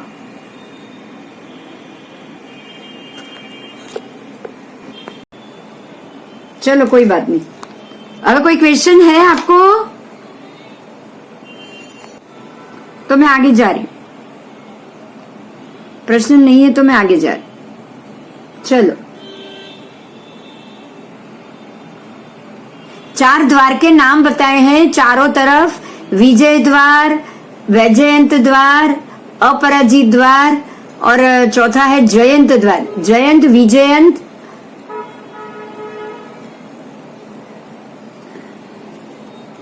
विजय और अपराजित, ऐसे 4 नाम है द्वार के। और ये चारों द्वार जम्बू द्वीप की 4 दिशा में है। चारों द्वार जम्बू द्वीप की चारों दिशा में है। बराबर ये जो जगती बनी है ना, उसके बीच में है ये द्वार। समस्त गिरियों, पर्वतों, गृहों, जलाशय एवं मंडप आदि में व्यंतर देव यथा इच्छा अपनी मर्जी अनुसार क्रीड़ा करते हैं। चारों दिशाओं से जगती के कोट के विजयादि नाम वाले 4 द्वार है। तो उनके विजयादि देवों की भी वहां पे राजधानी है। असंख्य द्वीप समुद्र छोड़ने के बाद द्वितीय जम्बू द्वीप में राजधानी है। कोट से फिरता हुआ एक गवाक्ष, कोट से फिरता हुआ एक गवाक्ष यानी कि झरोखा है। ये गवाक्ष 2 गांव ऊंचा और 500 धनुष चौड़ा है। ये झरोखा कोट के मध्य भाग में आया हुआ होने से लवण समुद्र के समस्त दृश्यों को देखा जा सकता है। ठीक है, अब उसके बाद जो आएगा उसका ये पिक्चर है। पहले मैं थोड़ा सा पढ़ लेती हूं। आओ, पिक्चर को एक बार देख लीजिए, पूरा पिक्चर देख लीजिए। कुछ समझ में ना आए तो पूछ लीजिए मुझे। अब आप जम्बू द्वीप के इस दक्षिण के कोने से शुरू करोगे। ऐसा कल्पना कर लो, ये पूरा ऐसा गोला है जम्बू द्वीप का, उसमें दक्षिण भरत क्षेत्र। अब आप भरत क्षेत्र का पिक्चर देखोगे, देखिए ये भरत क्षेत्र बिल्कुल पतली सी लाइन है, दिख रही है आपको? दिख रही है? ये कोने से लेके ये कोने तक जो मैंने आपको बोला, ये 14,000 की चौड़ाई में ही है जम्बू द्वीप में। देखो ये लाइन से ये लाइन में भरत क्षेत्र आ गया, दिख रहा है आपको? बिल्कुल इतना ही है। ये जो सफेद है ना, सफेद से लेके ग्रीन तक ये वाला, बस इतना ही भाग है, सिर्फ इतना भाग है हमारा जम्बू द्वीप। भरत क्षेत्र जो 6 खंड का है वो। क्लियर हुआ?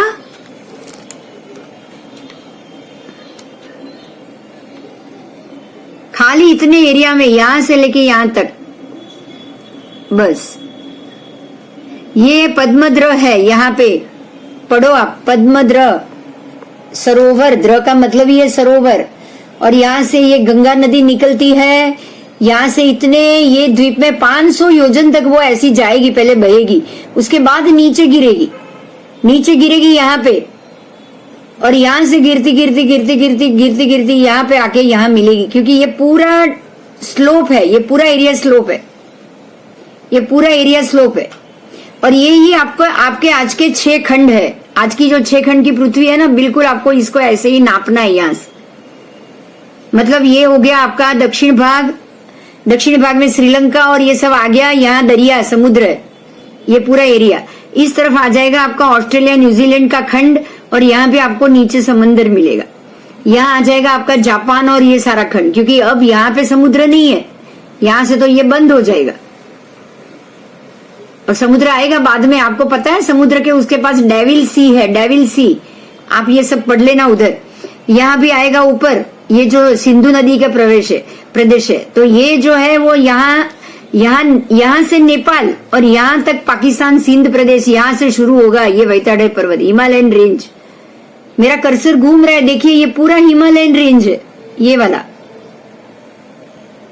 उसके ऊपर पाकिस्तान, चाइना, ये सब शुरू हो जाएगा। यहाँ से ऊपर जाते जाते रशिया, आर्कटिक, एंटार्क्टिक, और उसके बाद ये जो अभी मेरा कर्सर है ना, बराबर एंड, ये है हमारा आज का उत्तर ध्रुव के ग्रीनलैंड प्रदेश। और यहाँ पे शास्त्रों में हमें ऋषभकूट पर्वत बोला गया है। चक्रवर्ती जब आएंगे तब ये 6 खंड को खोलेंगे, यहाँ से अंदर जाएंगे, और ये सारे 6 के 6 खंड वो जीतेंगे चक्रवर्ती। अब यहाँ से आप बाहर निकलोगे ना, ये दक्षिण द्वार है हमारा, जो जम्बू द्वीप का एक द्वार हमारे दक्षिण में आता है, भरत क्षेत्र के पास। चक्रवर्ती यहाँ से बाहर निकलेंगे ना, तो बराबर ये एरिया में ही गंगा और सिंधु के बीच में उसको ये 3 तीर्थ मिलेंगे। ये नाम आप बोलते हो, प्रभास तीर्थ, वरदाम तीर्थ और मागध तीर्थ, बोलते हो ना।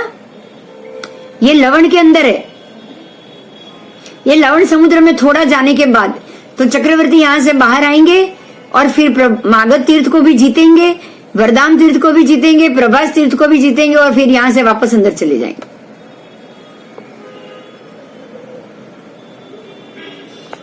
ये जो भरत क्षेत्र है उसको बराबर यहाँ छूके टच करके ये महाहिमवान पर्वत है। देखो लघु हिमवान पहला पर्वत, ये पीला रंग है, वो पूरा पीला रंग, यहाँ से यहाँ तक चौड़ाई में, ये एंड से ये एंड, कितनी चौड़ाई कितनी लंबाई है सब पढ़ने में आ जाएगा। ये पूरा हिमवान पर्वत है, लघु हिमवान। और वहां पे ये पद्मद्र है। पद्मध्र से गंगा सिंधु भरत में आए, पद्मध्र से रोहित आशा नदी यहाँ हेमवत क्षेत्र में पिछली उस तरफ उत्तर तरफ गिरेगी और गिरने के बाद वो यहाँ हेमवत क्षेत्र में गिरेगी। ये दो पर्वत के बीच में एक क्षेत्र आएगा, ये उसका वैताड़ पर्वत। और यहाँ पे जो सदाकाल तीसरा आ रहा है, यहाँ पे युगलिक प्रजा है। अभी मैं आपको यहाँ तक ही कराऊंगी, आगे का नहीं। समझ में आ रहा है कि नहीं आ रहा है ये बताओ। चलो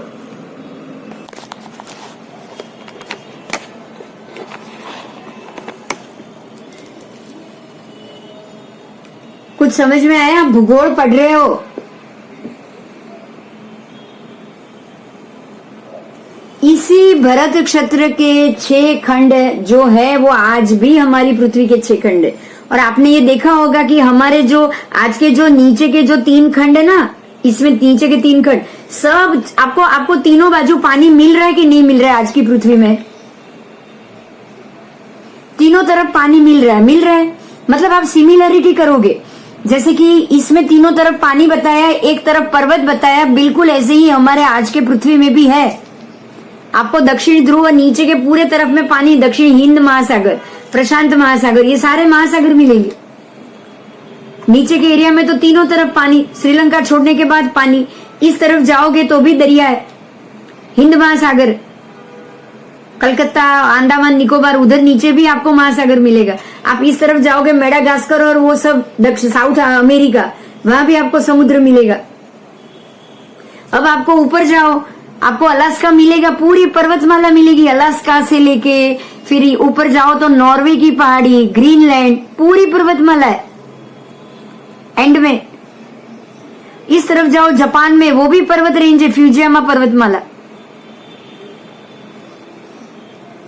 आपको हवा में नहीं मानना है, उसको नीचे मानना है। कहाँ मानोगे आप? बोलो।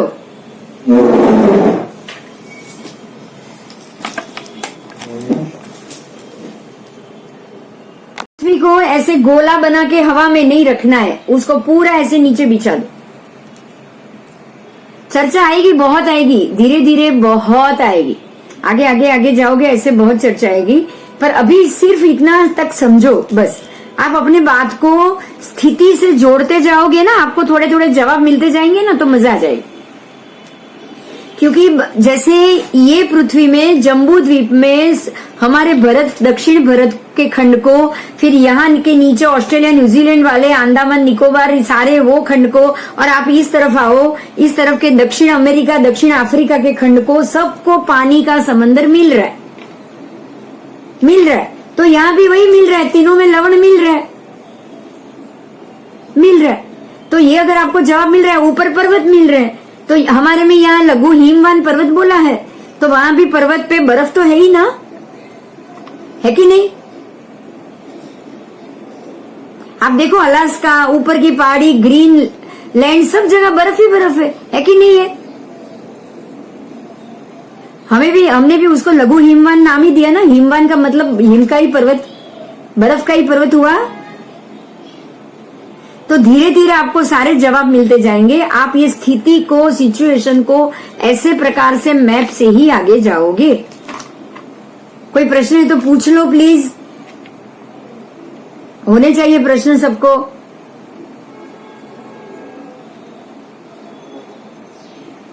क्यों? किसी का भी आवाज नहीं आ रहा है, ऐसा क्यों? आप खोल के बोलो, क्या हुआ है? कोई प्रॉब्लम हुआ है लग रहा है। पर मारो आवाज तो आवतो तो ने बस। હવે બોલો, હવે જે બોલવું એ બોલો। બિંદુબેન, હા બોલો ભાઈ, બોલો। બિંદુબેન, આજે તમે 6 ખંડ જે કહેવાય છે ચક્રવર્તી જેને જીતે છે, હા, એ અત્યારની જે આપણી જે માનીતી દુનિયા છે, યસ એ જ દુનિયા છે। તમે આખું આ ભણશો ને 3 વર્ષનું, ત્યારે તમને પણ એકદમ ક્લિયર થઈ જશે। તો આમ જુઓ તો તમે જે કહ્યું ને કે લવણ સમુદ્રમાં જે તીર્થ છે 3, યસ, ત્યાં બી જાય છે, તો એ બધું ડિસ્ટન્સ તો કદાચ વધારે હોય, તો એ પણ સમજાશે તમને. તમને બધું ડિસ્ટન્સ, ભરત ક્ષેત્ર તો 526 યોજનનું જ છે ને ખાલી. તમને ડિસ્ટન્સ કઈ રીતે ઘટ્યું, શું થયું, એ બધું સમજાશે. ઓકે ઓકે બધું સમજાશે. બિંદુબેન હા બરાબર છે. બિંદુબેન જરા આ કરવું પડશે, આ બહુ ફાસ્ટ ગયું હતું હો.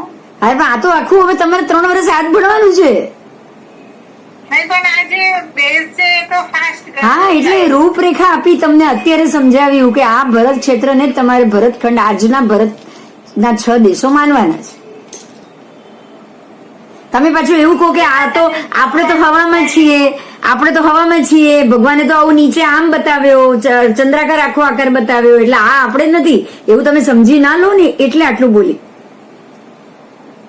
તમે એમાં ऑस्ट्रेलिया बताड़ियो, जापान यस बताड़ियो, ये बत- यस, बस सब सब मैंने बताया, बिल्कुल वैसे ही हम आगे भी पढ़ेंगे. એટલે જે મેપ આપણે જોઈએ છે, ગ્લોબનો મેપ અને વર્લ્ડ મેપ, આના અંદર બધું સિમિલારિટી ઘણી બધી મળે છે. यस, सिमिलैरिटी इसलिए मिल रही है क्योंकि यही है, यही चीज है, तो सिमिलैरिटी तो मिलेगी ही मिलेगी. आपको देखो ऐसे बिल्कुल बर्फ भी मिल रहा है, तभी तो मैं साथ में जा रही हूँ. देखो आप जैसे जैसे जैसे ऊपर की तरफ चढ़ोगे आपको बर्फ मिल रही है. આર્કટિક સર્કલ છે ત્યાં, आर्कटिक तक तो पूरा पूरा बर्फ है, मतलब हमारा जो लघु हिमवान पर्वत और ये आज का बर्फ, ये तो दोनों एक ही हो गया, एक ही हो गया. अब आप आओ, आपको दोनों तरफ, ये तरफ राइट, पूर्व और पश्चिम में भी समंदर मिल रहे हैं, मिल ही रहे ना. आप देखो इस तरफ बांग्लादेश और वो छोड़ के जाओ, आपको समंदर ही समंदर, हिंद महासागर मिलेगा, पैसिफिक ओशन. आप इस तरफ जाओ, पैसिफिक ओशन मिलेगा. આર્કટિક ઓશન, आपके वो जो दोनों इकट्ठे हो रहे हैं ना, दोनों लास्ट पृथ्वी के इकट्ठे हो रहे हैं, दोनों में बीच में तो पैसिफिक ओशन ही तो है. હા मतलब आपके आज आप इसमें देखोगे तो इस तरफ भी लवण, उस तरफ भी लवण, अगर मैं दोनों को इकट्ठे कर दूंगा तो बीच में लवण ही तो आएगा. सर्कल लइए तो it is going to be one and the same. Yes, one in the same. आपको सर्कल नहीं लेना, आपको सीधा ऐसे बिछाना है, बस देखो ये चंद्राकार हुआ ना, રાઈટ, आपको ऐसे बिछाना है. ये समझाने के लिए मैंने अभी ये सारा सब समझाया, क्योंकि अगर ये नहीं समझाऊंगी ना तो आप यही सोचोगे ये तो कोई भरत क्षेत्र कुछ और है, ये तो भरत क्षेत्र कुछ और. समझ में आ रही है मेरी बात? अब आपको है ना, देखो एक बड़ा प्रश्न, जैसे अभी शैलेश भाई ने बोला कि ये तो इतना बड़ा है, हमारी पृथ्वी तो इतनी छोटी दिख रही है. भरत खंड तो 526 योजन का था, इतना बड़ा था, तो आज इतना छोटा सा एरिया, ये सारे खाली पृथ्वी इतने किलोमीटर में कैसे आ गई? ये क्वेश्चन है शैलेश भाई आपका? हाँ जी. हाँ, आपको ये क्वेश्चन आएगा. देखो अब उसके लिए आप ये सोचोगे कि यहाँ पहले लोग कितने बड़े थे, लंबे थे. 500 धनुष का है. 500 धनुष तो आपके तीसरे आरे में, चौथे आरे में. हाँ, એની પહેલા તો વધારે. इन्हें पहला 3 गांव की काया थी. हाँ 3 गांव से 1.5 गांव आए, दूसरे आरे में 1.5 गांव, तीसरे आरे के अंत तक 500 धनुष, चौथे आरे तक घटते घटते आप जब ये आ गए ना अजितनाथ भगवान और उनका समय, वो 450, फिर 400, 300, 350, 300, 250, 200 करते करते करते करते आज हम 6 फुट के हैं. अब 6 फुट के बाद 1.5 फुट भी होंगे. मतलब पुद्गल द्रव्य देखिए, पुद्गल द्रव्य, शरीर एक द्रव्य है, बराबर. हाँ तो द्रव्य घटा, पुद्गल द्रव्य घटा, राइट. अब आओ आप क्षेत्र में आओ, क्षेत्र की बात करेंगे हम. आपको ये भी पता होगा कि जो पालीताना शत्रुंजय पर्वत है वो 84 योजन ऊपर था जब आदेश्वर भगवान थे तब. पता ही है. बराबर. तो 84 योजन, आज आपको पालीताना 84 योजन दिख रहा है? नहीं, अगर 84 योजन होता तो आप चढ़ नहीं सकते उसके ऊपर. तो जो 84 योजन था, आपको ये भी पता है वल्लभीपुर में तलेटी थी पहले. हाँ उसके बाद उससे पहले वडनगर थी. राइट. आज वडनगर से लेके वल्लभीपुर के बीच में कितनी सिटी हो गई? मतलब क्या हुआ, पर्वत के जो पृथ्वी का की रचकण है वो सारी विखुटी हो गई, छुटी हो गई. वो अगर एक पर्वत है, अगर मान लो आपने किसी मिट्टी का इतना बड़ा टीला बना है और उसमें से अगर रचकण खत्म होती जाएगी, निकलती जाएगी, तो वो जमीन दोस्त होगा कि नहीं होगा? श्रिंक थતું જાય ને। वो श्रिंक होगा ना। मतलब अगर उसकी मिट्टियां निकलती गई तो क्या होगा ये बताओ, क्या होगा? तभी वो प्लेन रोड बनता जाएगा। जो आज वडनगर और हमारे बीच में बहुत सारे रोड और सिटी हो चुकी है कि नहीं हो चुकी है? अच्छा, वल्लभीपुर तो 1000 साल पहले ही था ना, ज्यादा पहले नहीं था ना? क्योंकि 960 साल पहले तो वहां पे कल्पसूत्र लिखे गए, 500 आचार्य बैठे थे वहां पे, तभी वो तलेटी थी। आज भी वहां तलेटी के पत्थर से पूजा हो रही कि नहीं हो रही है? तो 1000 साल में वल्लभीपुर से लेके आज के गिरिराज की तलेटी तक सारा रोड बन गया। मेरी बात समझ में आ रही है सबको? हाँ।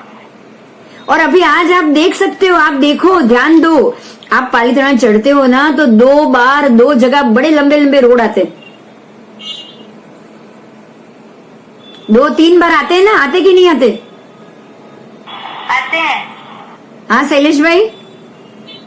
हाँ तो आगे जाते 1000 साल के बाद बीच में से किसी रोड है ना, वो वहां तक पूरा रोड हो जाएगा, क्योंकि पर्वत निकल रहा है, तभी 2 पर्वत के बीच में रोड है। ये बात समझ में आ रही है? आज रीते छठा आरामा 7 आत्मा बन। बस तो ये क्या घटा? क्षेत्र घटा। अब आप ये बताओ कि छठे आरे में वो 7 हाथ का पर्वत बनना है, इतना बड़ा पर्वत पालीताना जो 84 योजन का था, जिनको चढ़ते चढ़ते आदर्श दादा को 2.5 कदम लगे, वो अगर इतना छोटा हो जाएगा तो क्या पूरी भरत क्षेत्र की पृथ्वी नहीं छोटी होगी क्या? उसके सारे मिट्टी पर्वत धूल में नहीं मिलेंगे क्या? धूल नहीं होगी क्या? होगी कि नहीं होगी? सभी पर्वत ऐसे मिट्टी छोटी होके बिखर जाएगी, वहीता रहेगा खाली, बाकी कुछ नहीं रहेगा। समझ में आ रही है मेरी बात? क्योंकि गंगा का जो पट है ना, वो भी इतना छोटा हो जाएगा, रथ के 2 पहिए के बराबर। और वहां से आती कितनी है पता है? 500 योजन। जो आपने अभी पद्मध्रव मैंने बताया ना, पिक्चर में है ही, देखो वो 500 योजन चौड़ा है, 125 योजन चौड़ा है, 500 योजन तक वो दौड़ती है, 125 योजन चौड़ा है। तो 125 योजन का पट कितना होगा? इतना होगा ना। गंगा का सिंधु का इतना ही पट होगा ना। आज के रथ के गाड़ी के टायर सिर्फ पानी में भीगे, उतना ही पानी होगा बस। टायर की जो बीच की जो रथ की जो होती है ना चाकी, बीच वाली चाकी, रथ का पहिया में बीच में जो चाकी होती है ना, जिसको आप चाकी बोलते हैं, अभी कुंभार की चाकी बात आई वैसा, वो बीच वाली जो धुरी है वो पानी में डूबे, उतना ही गंगा में पानी होगा। तो वो क्षेत्र भी घटेगा। वो क्षेत्र घटेगा तो भरत क्षेत्र स्वाभाविक है कि वो पानी ज्यादा अंदर आ जाएगा। आएगा कि नहीं आएगा? समंदर अंदर आया है तो वो ज्यादा अंदर आएगा कि नहीं आएगा? बताओ, हाँ या ना? आएगा। तो आपको धीरे धीरे 5वें आरे तक का भरत धीरे धीरे घटता है, रातों रात नहीं घटता है। 500 धनुष का जो भरत है अभी रातों रात आज सो गए और सुबह उठते ही ऐसे 2 छठे आरे जैसा बन गया, ये पॉसिबल नहीं है।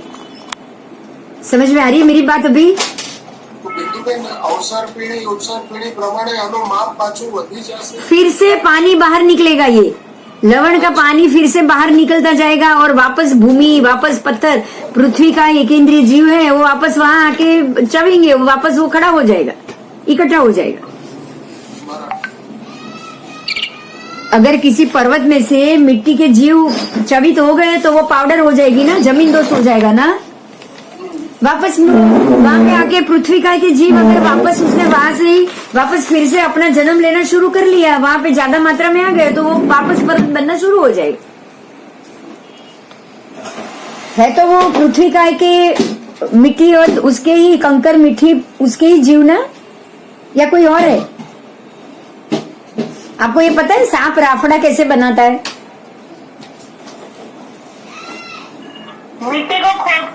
मिट्टी को खोद खोद के बनाएगा तो उसके ऊपर ऊपर ऊपर ऊपर ऐसे चढ़ता जाएगा ना, मिट्टी चढ़ाता जाएगा ना वो साथ में। आ जाएगा।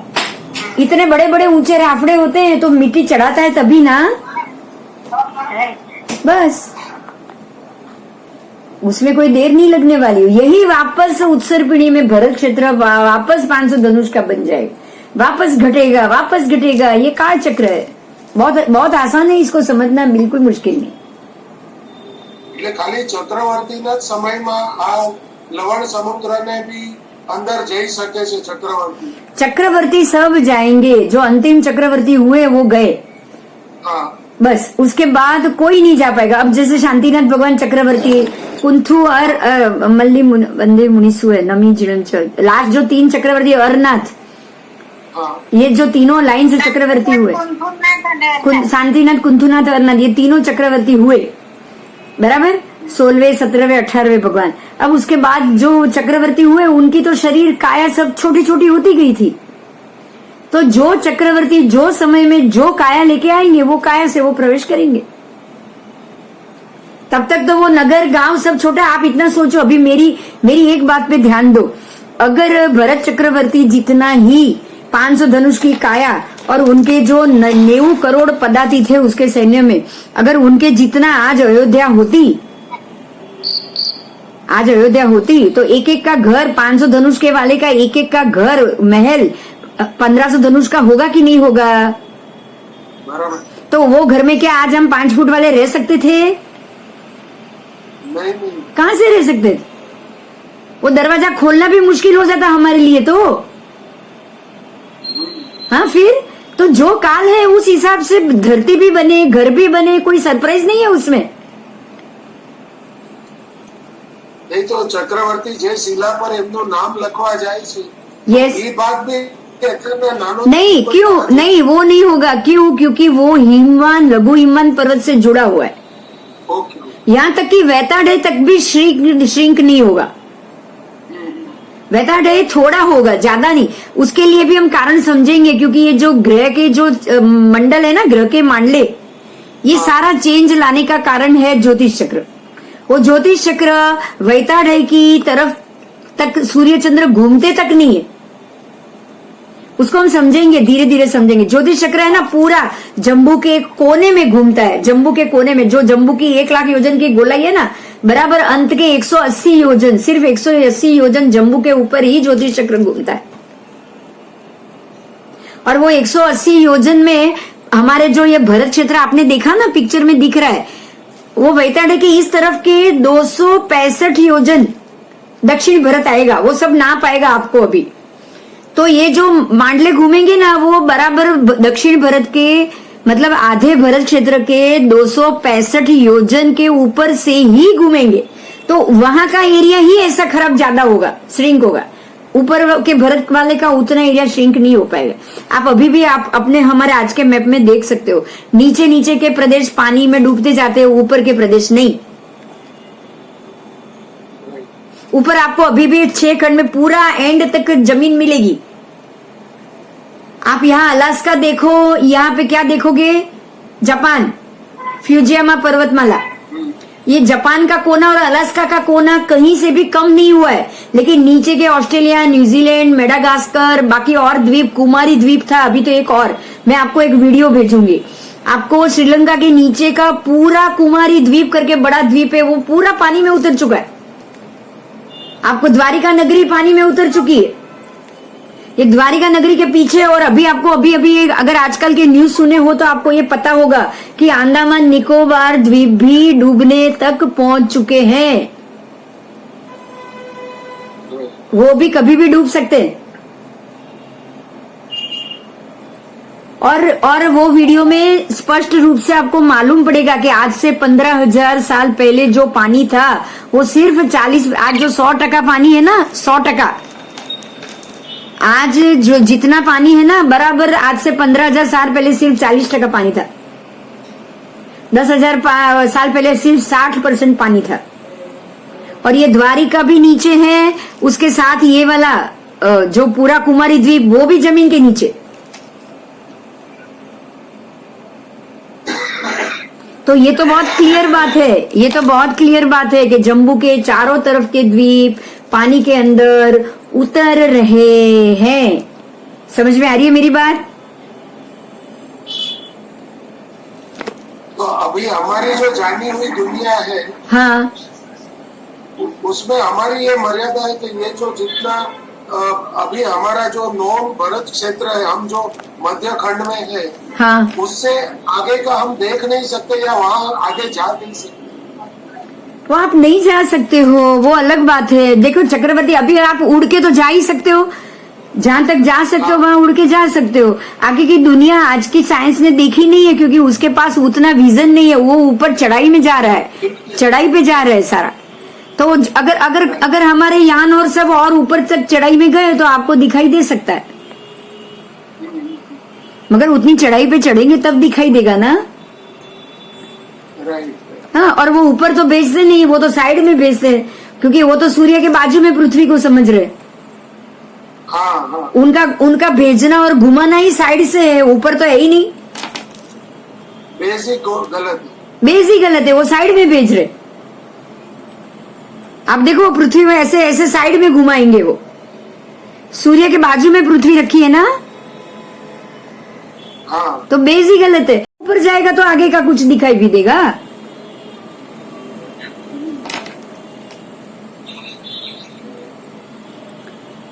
तो वो तो नहीं दिख पाए, वो तो स्वाभाविक बात है।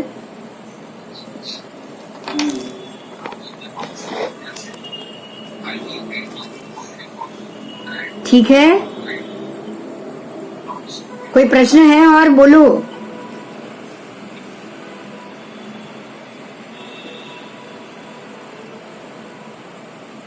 धीरे धीरे सब समझ में आ जाएगा। अभी आपको बहुत कुछ पढ़ना है, ये पूरा चैप्टर पढ़ना है। इसमें भरत क्षेत्र के खंड सब आ जाएंगे आपको, कि आज कौन से खंड में भगवान ने जो बोला है वो खंड के नाम में आज हमारा कौन सा खंड आ रहा है।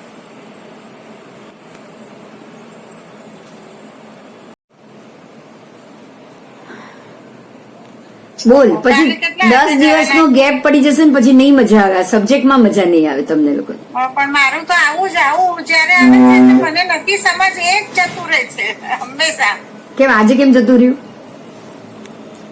આજે આજે મને છે ને તમે જે સમજાવતા હતા ને એ નથી સારી કઈ સાંભળી, કોઈએ સાંભળી નથી, કેમ કે બધા નથી સંભળાતું ને ઓલી ના એક્શન સંભળાતું તો હતું તમને બધા પૂછવા માંગતા હતા ને હા, એટલે હા। તમે બોલતા। कल क्लास है, कल शाम को शनिवार को कल एक क्लास ले लेंगे। कल मैं आप सबसे मिलूंगी शाम वही रोज का 7 बजे। जय जी।